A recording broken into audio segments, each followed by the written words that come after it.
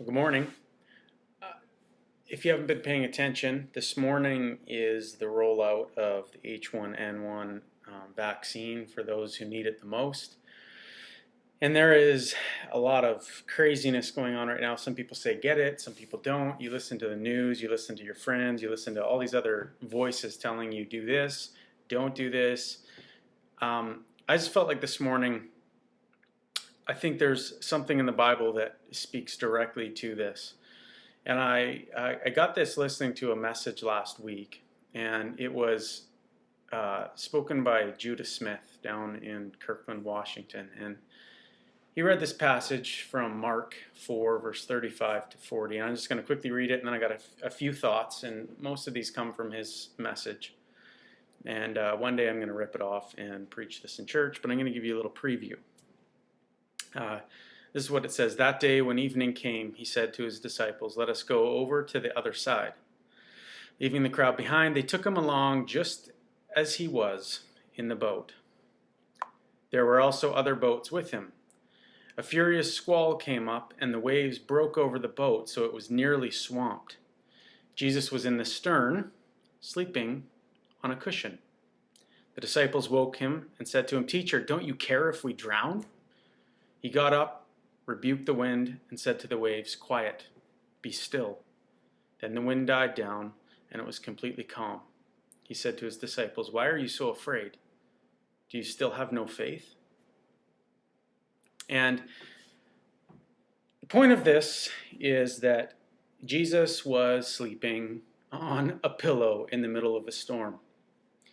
And the disciples came looking to him not first, but second, because they were so in awe of this storm. And they weren't saying this storm is amazing, but they were struck down in fear because of what this storm presented. It presented death, it presented drowning.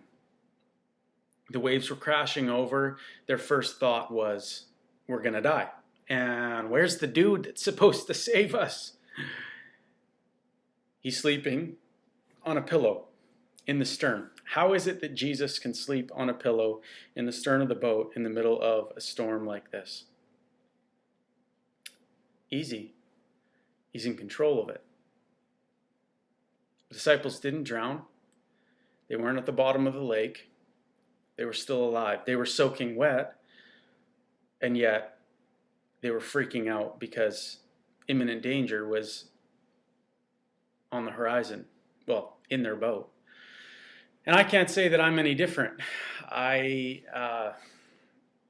feel like there's a little bit of fear in me. In our house, we're trying to decide, should we get the vaccine, should we not? What's going to happen if we do? What's going to happen if we don't?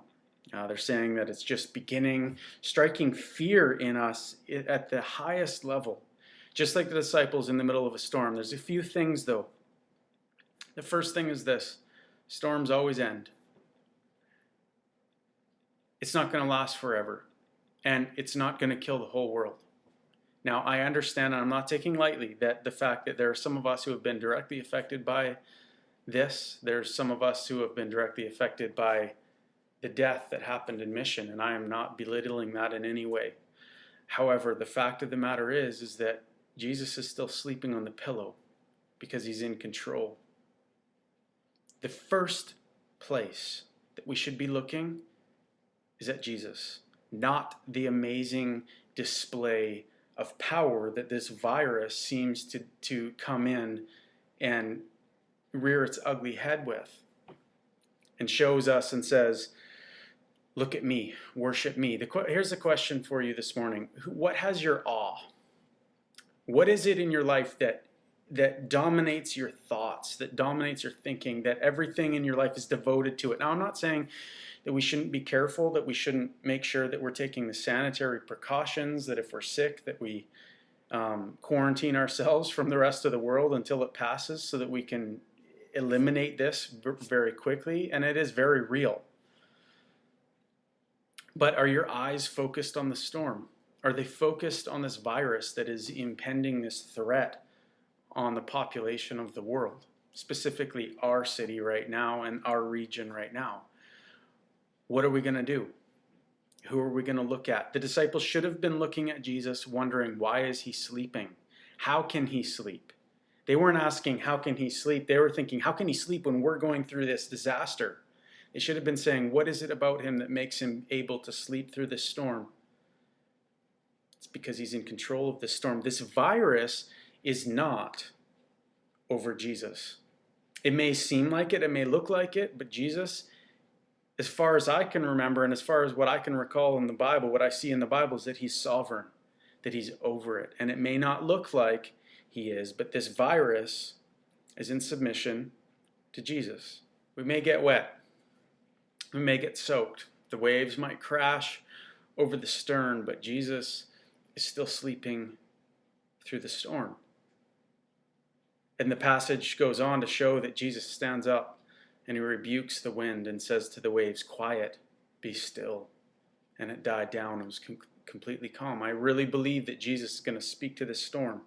This is what I'm praying. I'm not praying for protection for myself. I'm praying that Jesus will just eradicate this virus, that he'll step in and prove himself, and that there will be a miracle in this city, but in the world that says there's only one person that could do that. And it's the person who's sleeping through the storm, who's Jesus. There's nothing that I can't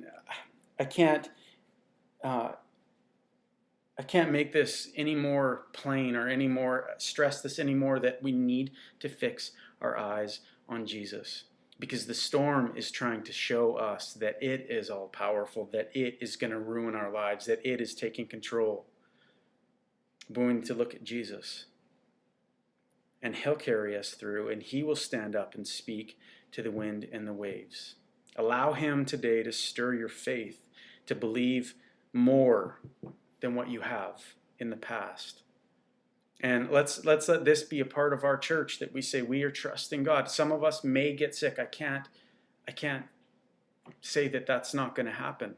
But that through that, even though we're soaking wet, even maybe we get sick and we're wet from the storm and we're drenched, but we can still stand up and say, I am worshiping the one who is in control, who has this storm. That is there a reason for it? I don't know. I don't know what it is, but that he has it, and that I will worship him. That my awe will be found in Jesus.